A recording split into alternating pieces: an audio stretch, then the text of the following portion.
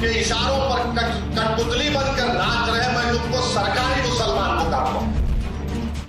बात मणिपुर हिंसा की हो, यूसीसी की, रोहिंग्या शरणार्थियों की हो, मुस्लिम आरक्षण, बिहार में फायरिंग की हो, औरतों के हज की हो, ट्राइबल की हो, लिंचिंग की हो, चीन की हो, पाकिस्तान की हो, सियासी हो, सामाजिक हो, सामरिक हो या आर्थिक भी हो, यानी मुद्दा चाहे कोई भी हो, उसमें हैदराबादी भाईजान असदुद्दीन ओवैसी की एंट्री खुद ब खुद हो जाती है।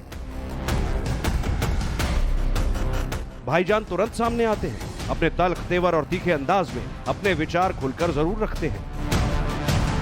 ट्रिपल तलाक का मसला आया तो ओवैसी को बोलना चाहिए, हम बोले हैं। यूएपीए का कानून आया तो हमने उसके खिलाफ में वोट दिया। लोग बोलते ओवैसी क्या बोलेगा। CAA का कानून आया तो कहा गया कि ओवैसी बोलेगा या नहीं बोलेगा, हमने बोला। इखलाक को मारा गया, पीटा गया तो कहा गया कि ओवैसी बोला या नहीं बोला। पीलू खान को मारा गया तो पूछा गया कि ओवैसी ने बोला या नहीं बोला।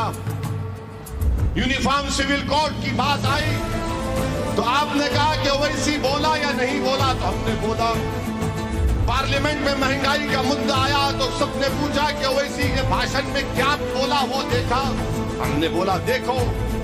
हर मसले पर हम बोलते हैं। अपने हिंदुस्तान से लेकर दुनिया भर के मुद्दों पर ओवैसी को सुबह से लेकर शाम तक ऐसे ही बोलते कई बार देखा होगा। मुद्दा कोई भी हो, ओवैसी नहीं बोलते हैं तो ट्वीट करते हैं। मसलन मणिपुर को लेकर उन्होंने 10 ट्वीट की, यूसीसी को लेकर भी कई बयान दिए, विपक्षी एकता पर भी वो खूब बोले, ट्वीट किए। लेकिन अहमदिया मुसलमानों के मामले पर हैदराबादी भाईजान चुप हैं। उन्होंने खामोशी की एक चादर सी ओढ़ रखी है। भारत में अहमदिया मुसलमानों को धर्म से बाहर किए जाने के मुद्दे पर घमासान छिड़ा हुआ है, लेकिन ओवैसी इस पर एक भी शब्द बोलने को तैयार नहीं। सवाल यही है कि जब ओवैसी खुद को मुसलमानों का सबसे बड़ा रहनुमा बताते हैं तो वो अहमदिया मुसलमानों के सबसे बड़े मुद्दे पर चुप क्यों हैं? ओवैसी जब भी मुंह खोलते हैं उनकी जुबान से सिर्फ मुसलमान मुसलमान निकलता है। ऐसे में जब हिंदुस्तान में अहमदिया मुस्लिमों को मुस्लिम बिरादरी से ही बेदखल करने की साजिश रची जा रही है तो भाईजान के होठ क्यों सिले हुए हैं?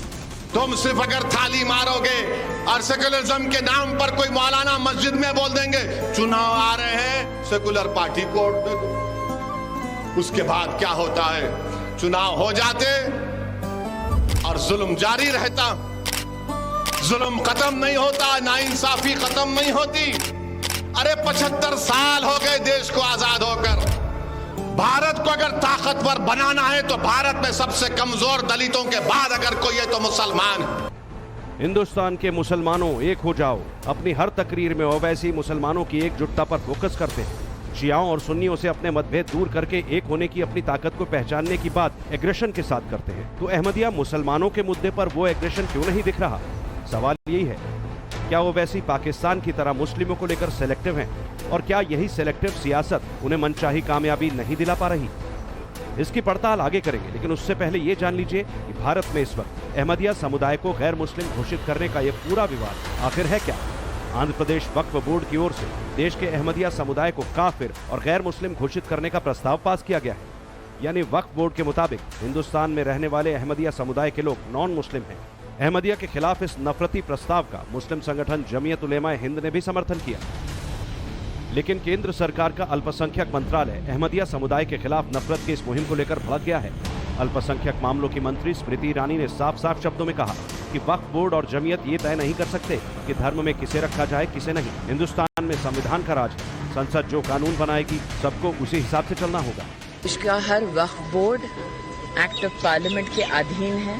संसद की गरिमा और संसद द्वारा बनाए गए कानून का उल्लंघन कोई भी वक्फ बोर्ड नहीं कर सकता। किसी भी वक्फ बोर्ड के पास ये इजाजत नहीं है कि वो किसी फतवे को गवर्नमेंट ऑर्डर में तब्दील कर दे। किसी भी वक्फ बोर्ड के पास ये एक्ट ऑफ पार्लियामेंट के अंतर्गत अधिकार नहीं है कि वो किसी व्यक्ति, किसी समुदाय को किसी धर्म से निष्कासित कर दे। हमने आंध्र प्रदेश के मुख्य सचिव से जवाब मांगा है, उनसे निवेदन किया है कि फैक्ट्स को वो हम सबके सामने प्रस्तुत करें, क्योंकि अहमदिया मुस्लिम समाज ने अल्पसंख्यक मंत्रालय में अपील की थी। मुझे आंध्र प्रदेश के मुख्य सचिव की ओर से जवाब का इंतजार है। अहमदिया के मुद्दे पर केंद्र की दो टूक के बाद पंजाब के लुधियाना में जामा मस्जिद के सामने स्मृति ईरानी का पुतला जलाया गया। असल में दुनिया के कई मुल्कों में अहमदिया समुदाय को मुस्लिम माना ही नहीं जाता, मगर हिंदुस्तान एक ऐसा मुल्क है जहां शिया, सुन्नी और अहमदिया तीनों समुदाय बड़ी शांति के साथ रहते आए हैं। ऐसा भी नहीं है कि अहमदिया समुदाय को भारत में पहली बार अलग थलग करने की कोशिश हुई। इस विवाद की नींव 13 साल पहले पड़ी थी। 26 मई 2009 को जमीयत ने एक फतवा जारी किया जिसमें अहमदियों को काफिर बताया गया। 2011 में आंध्र प्रदेश मुस्लिम वक्फ बोर्ड ने अहमदियों को गैर मुस्लिम बताने के लिए प्रस्ताव पारित किया, जिस पर आंध्र प्रदेश हाईकोर्ट ने रोक लगा दी। वक्फ बोर्ड ने दोबारा 2023 में प्रस्ताव जारी कर अहमदिया समुदाय को मुस्लिम मानने से इनकार कर दिया। 20 जुलाई 2023 को मोदी सरकार के अल्पसंख्यक मंत्रालय को वक्फ बोर्ड के खिलाफ एक शिकायती पत्र मिला, जिसके बाद सरकार इस मामले को लेकर काफी सख्त है।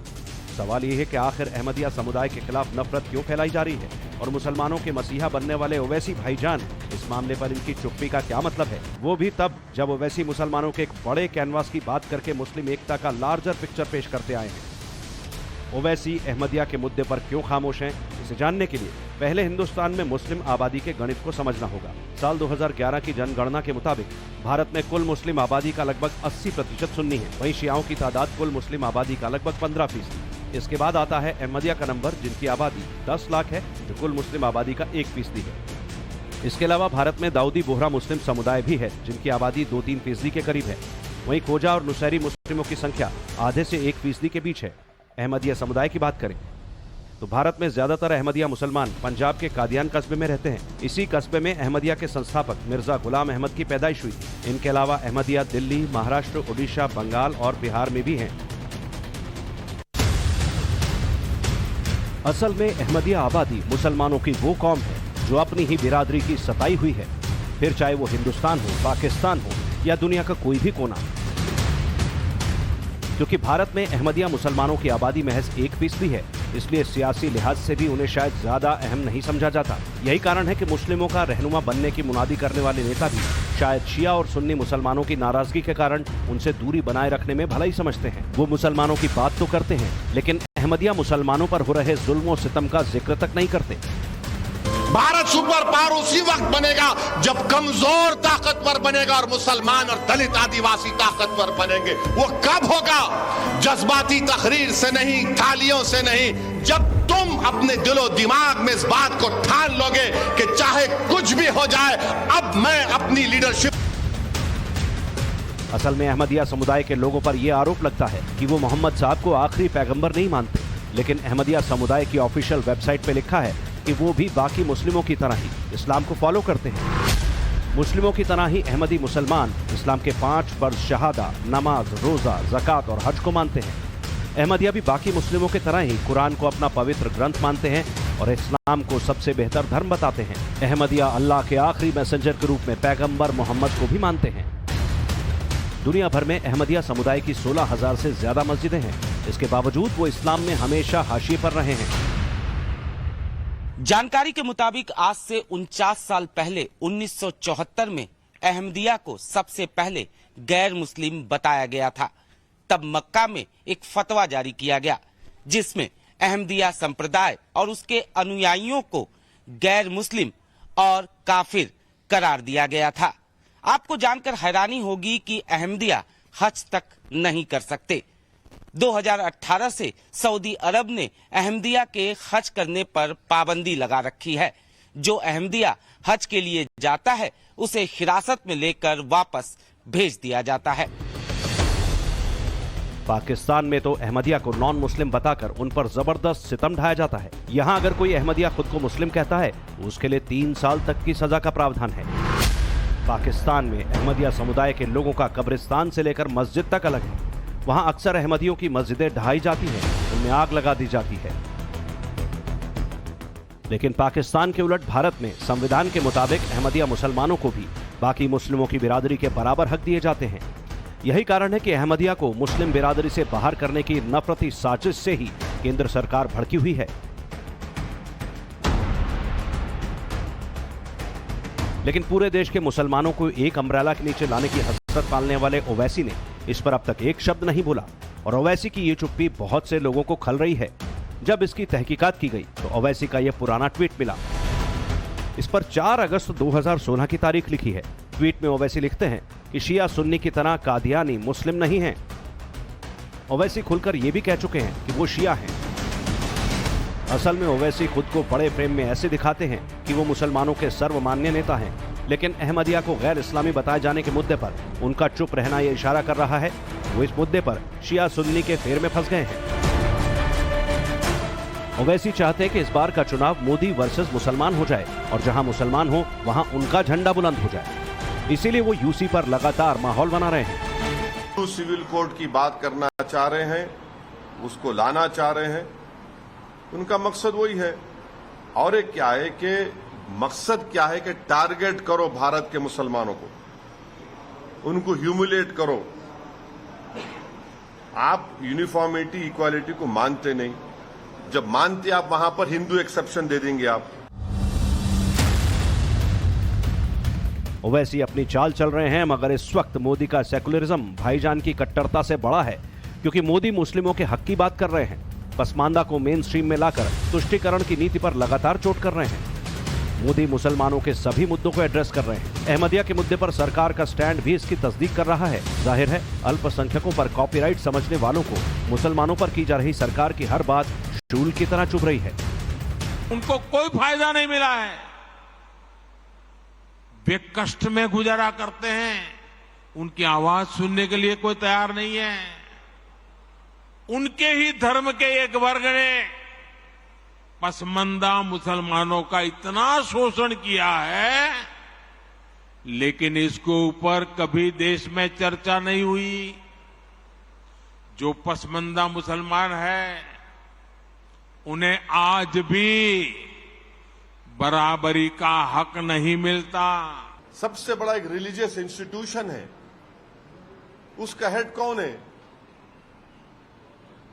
प्रधानमंत्री देखना नहीं चाहते, मालूम नहीं उनको कोई तोता लिख के दे दिया, उन्होंने टट्टर पढ़ दिए। प्रधानमंत्री हमको ये बताओ कि फिर आप कर्नाटका में रिजर्वेशन क्यों निकाले भैया?